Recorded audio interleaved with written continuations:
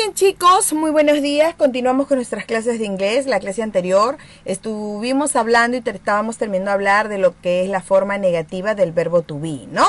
Les he puesto ahí nuevamente la fórmula para recordarles. Ya no les he puesto el cuadro porque ya está en la hoja de la clase anterior. Con respecto al subject más el verbo to be más el not más el complemento. ¿Ok? Entonces, para practicar vamos a reescribir estas oraciones, ¿ok? Yo les voy a dar a ustedes ya una oración con lo que es el verbo to be, pero en la forma afirmativa. ¿Qué vendría a ser eso? Ustedes van a identificar primero dónde está ubicado el verbo to be de cada una de las oraciones y la van a escribir en la forma larga y luego en la forma corta. Recuerden que eso lo vimos en la clase anterior. La forma larga es ponerle el are not. Y la forma corta es utilizando el apóstrofe. Esa comita, ese palito que ustedes decían, ya se llama apóstrofe. Recuérdenlo. Aren't. Pero ambos significan lo mismo. ¿Ok, chicos? Y vamos a ir resolviendo estas oraciones. Pero también vamos a acompañar esta clase con la question form. ¿Ok? ¿Qué quiere decir la question form? La forma interrogativa, ¿ok? Para esto utilizamos, si antes nosotros decíamos el subject más el verbo to be, el complemento, ahora el verbo to be va a pasar al inicio y luego lo va a seguir el subject y luego el complemento, ¿ok?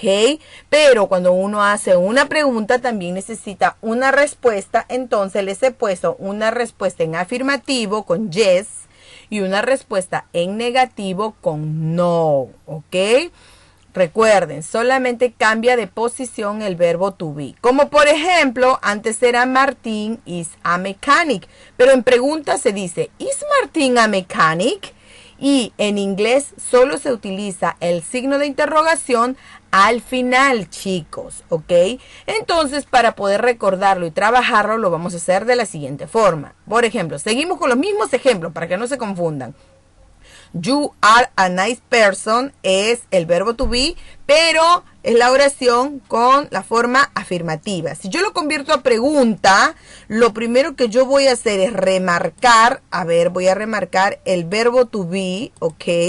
Y este verbo to be lo voy a pasar al inicio, miren, ve, are, y luego he copiado you, he intercambiado, como he hecho una X ahí, ¿ok? Y luego lo demás lo he vuelto a copiar igualito y he agregado al final el signo de interrogación. Pero ahora le estoy poniendo su respuesta. Si es afirmativo, le voy a poner yes, you are. Y si es negativo, le voy a poner no, you aren't. O también puedo poner you are not. Cualquiera de los dos. ¿Ok, chicos? Entonces así vamos a ir resolviendo cada una de las oraciones.